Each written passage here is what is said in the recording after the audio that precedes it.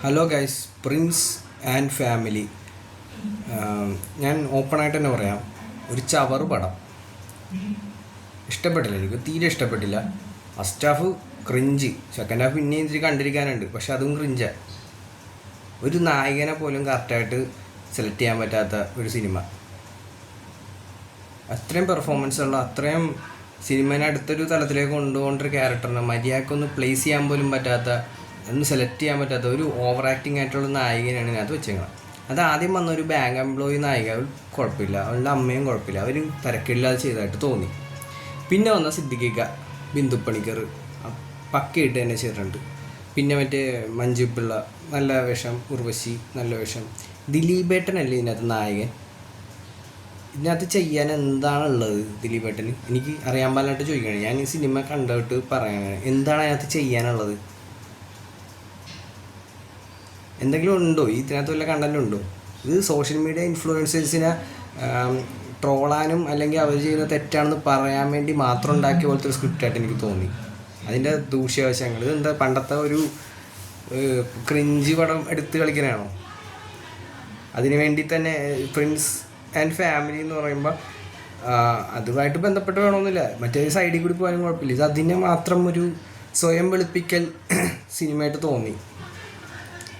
Social media എല്ലാം കള്ളം പറയുന്നത്, തെറ്റിരിപ്പിക്കുന്നു, ഇതൊക്കെ ആർക്കും അറിയാത്തത്, ഇതൊക്കെ എല്ലാവർക്കും അറിയാവുന്ന കാര്യം തന്നെയാണ്. ഇപ്പോൾ ഈ സിനിമ ഞാൻ കുറേ ഇത് കണ്ടായിരുന്നു, തിയേറ്റർ റെസ്പോൺസ്.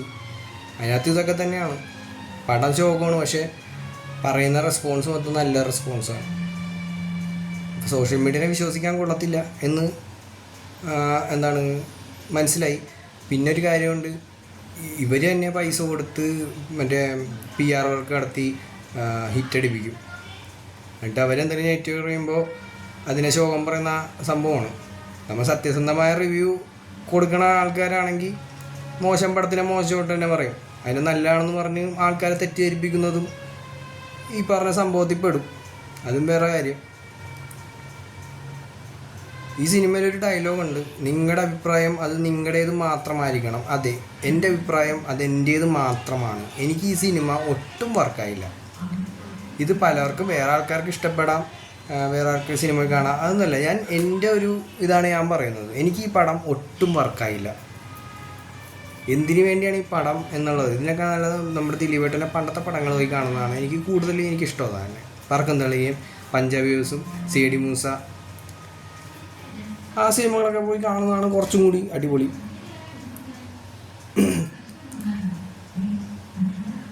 ഇത്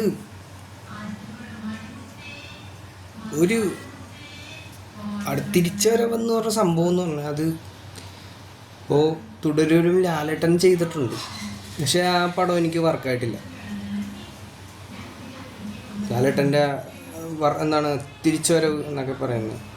ലാലേട്ടൻ്റെ പടം കുത്തിയിരുന്ന് കാണുന്ന ഒരാളാണ്. ലാലേട്ടൻ്റെ തിരിച്ചുവരവ് പടമല്ല, അതിൽ കുറച്ചും കൂടി ഗംഭീര, പുള്ളിയുടെ പണ്ടത്തെ പെർഫോമൻസ് ഒക്കെ ആ ഒരു പീക്ക് കണ്ടുകൊണ്ടായിരിക്കാം എനിക്ക് ഈ പെർഫോമൻസ് കണ്ടൊന്നും തോന്നിയില്ലായിരുന്നു. അതുപോലെ തന്നെ ഇപ്പോൾ ദിലീപേട്ടൻ്റെ ഇത് പീക്ക് നമ്മൾ കണ്ടിട്ടുണ്ട് ഇവരുടെയൊക്കെ. പിന്നീട് തിരിച്ചുവരവെന്ന് പറയാനായിട്ട് അത് ഇല്ല. നമ്മളിപ്പോൾ അല്ലാതെ തന്നെ യൂട്യൂബിൽ ഇവരുടെ പണ്ടത്തെ പടങ്ങളിരുന്ന് കാണുന്ന ആൾക്കാരാണ് കൂടുതൽ. പക്ഷെ ഇപ്പം ഇറങ്ങുന്നൊരു പടം രണ്ടാമത് കാണാൻ തോന്നണില്ല. ഇപ്പം ഇറങ്ങിയ ലാലേട്ടൻ ഇപ്പം ഒരു സിനിമ യൂട്യൂബിൽ സിനിമ വെച്ച് കഴിഞ്ഞാൽ അത് പണ്ടത്തെ പടങ്ങളാണ് കൂടുതൽ കാണുന്നത്. റിപ്പീറ്റ് വാല്യൂ ഉണ്ട്. ഇവിടെ സിനിമകൾക്കൊന്നും ഇല്ല. കാരണം അതാണ് അവസ്ഥ. കണ്ടൻറ്റ് ദാരിദ്ര്യം, കണ്ടൻറ്റ് ക്ഷാമം. പിന്നെ ഇതിനകത്ത് എന്തിനു വേണ്ടിയാണ് ഇങ്ങനത്തെ ഒഴിവാക്കായിരുന്നു? ഈ ഒരു സ്ക്രിപ്റ്റ് തന്നെ ഒഴിവാക്കായിരുന്നു, ഈ ഒരു കഥ തന്നെ ഒഴിവാക്കുക. അല്ലെങ്കിൽ എന്തെങ്കിലും ആ ഒരു സംഭവം അടിപൊളിയായിരുന്നു, ആ കണ്ടൻറ്റ് അടിപൊളിയായിരുന്നു. രണ്ട് ചേട്ടന്മാർ, അനിയന്മാർ കല്യാണം കഴിച്ച് പോയിട്ട് അതിൽ ഒരു കല്യാണം നടക്കാതെ പോകുന്നൊരു കഥാപാത്രമായിട്ട് കാണിക്കുന്ന അങ്ങനത്തെ എന്തെങ്കിലും കഥ ഓക്കെയായിരുന്നു. ഇത് അതിൽ നിന്ന് പിന്നെ വിട്ടിട്ട് പിന്നെ സോഷ്യൽ മീഡിയയുടെ നെഞ്ചത്തോട്ടാണ് പിന്നെ കയറണം. അതാണ് പിന്നീട് തോന്നുന്നത്. പിന്നെ ഒരു ഇതാണ്, സ്പീച്ചാണ്, ഒരു എന്താ പറയുക, ക്ലാസ് എടുക്കലാണ്. ഇവർ തെറ്റായി ഇതാണ് മറിച്ചാണ് പറയുന്നത്, ഇതാണ് പറയുന്നത് എന്നൊക്കെ പറഞ്ഞ് പിന്നെ ക്ലാസ് എടുക്കൽ തുടങ്ങും. ഇത് എന്താണ് ഉദ്ദേശിക്കുന്നതെന്ന് മനസ്സിലില്ല. പുള്ളിയുടെ പണ്ടത്തെ പടങ്ങൾ എന്താണ് സോഷ്യൽ മീഡിയക്കാരടിച്ച് പൊട്ടിച്ചോണ്ടാണ്. ആ പടം ഞാൻ പറയാം നല്ല പടമാണെങ്കിൽ പോസിറ്റീവ് റെസ്പോൺസ് തന്നെ സോഷ്യൽ മീഡിയ പറയും. മോശം പടം ആയതുകൊണ്ടാണ് മോശം പടമെന്ന് പറയുന്നത്. അതിൽ എനിക്ക് യാതൊരു വ്യത്യാസം എനിക്കില്ല. ഇപ്പം എനിക്ക് ഇഷ്ടപ്പെട്ട പടങ്ങൾ ചിലപ്പോൾ ഇപ്പോൾ മലൈക്കോട്ടെ വാലം എനിക്ക് ഇഷ്ടപ്പെട്ടൊരു സിനിമയാണ്. അതിന് നെഗറ്റീവ് പറഞ്ഞിട്ടുണ്ട്. എന്ന് വെച്ച് കഴിഞ്ഞാൽ നെഗറ്റീവ് പറഞ്ഞെന്ന് കരുതി അവർക്ക് ചിലപ്പോൾ ഇഷ്ടപ്പെട്ടെന്ന് കാണൂല. അതാ പറഞ്ഞ ഒരാളുടെ അഭിപ്രായം അത് അയാളുടെ മാത്രമുള്ള അഭിപ്രായമാണ്. അപ്പം എല്ലാവർക്കും കൂടി ഒരു 75% മാത്രം അഭിപ്രായം നല്ലതാണെന്ന് പറഞ്ഞാൽ മാത്രമേ ആ പടം വിജയിക്കുള്ളൂ. 25% നല്ല പറഞ്ഞ ആൾക്കാരാണെങ്കിലും ആ 75% പറയുന്ന ആൾക്കാരുടെ മാത്രമേ എടുക്കത്തുള്ളൂ. ആളുകളെ ഫോഴ്സ് ചെയ്ത് ആ ഒരു പടം ഇഷ്ടം ഇതാണ് ഞങ്ങളുടെ ട്രെൻഡ് ഇതാണ് എന്നും പറഞ്ഞ് കാണിക്കലല്ല. അവർ തീരുമാനിക്കും. അവർക്ക് ഇഷ്ടപ്പെട്ട പടം ഏതാണെന്ന് അവർ തീരുമാനിക്കും. ഇപ്പോൾ കട്ട PR വർക്ക് നടക്കുന്നുണ്ട്. ഞാൻ റിവ്യൂ ഒക്കെ എടുത്ത് നോക്കിയപ്പോൾ നല്ല പടമാണ്. ഈ തിയേറ്ററിലെ എല്ലാ ഒരു അറിയേണ്ട ഒരു സംഭവമുണ്ട്. തിയേറ്ററുകാർ നല്ല റിവ്യൂസ് മാത്രം എടുത്ത് അവർ അപ്ലോഡ് ചെയ്യുള്ളൂ. മോശം പറയുന്നതൊന്നും അപ്ലോഡ് ചെയ്യത്തില്ല. ചില നല്ല യൂട്യൂബ് ചാനൽ മാത്രമേ അങ്ങനെ ചെയ്യുന്നുള്ളൂ, സത്യസന്ധമായ ചെയ്യുന്നു. ചിലവരൊക്കെ കാശ് കൊടുത്ത് PR വർക്ക് നടത്തിയിട്ട് പോകുന്ന പരിപാടിയാണ്. അപ്പോൾ ഇവർ ഈ സിനിമക്കാർ തന്നെ കാശ് കൊടുത്ത് PR വർക്ക് നടത്തിയിട്ട് സോഷ്യൽ മീഡിയനെ കുറ്റം പറയുന്ന സിനിമ ഇറക്കും. അതൊരു നെഗറ്റീവ് പറഞ്ഞു കഴിയുമ്പോൾ അവർ കാരണമാണ് പൊട്ടിയെന്നും പറയും. ഇത് തന്നെയാണ് ഈ തിയേറ്ററിൽ നിന്ന് ഇറങ്ങി ഓടാനാണ് ഈ സിനിമ ഉണ്ടായിരുന്നപ്പോൾ.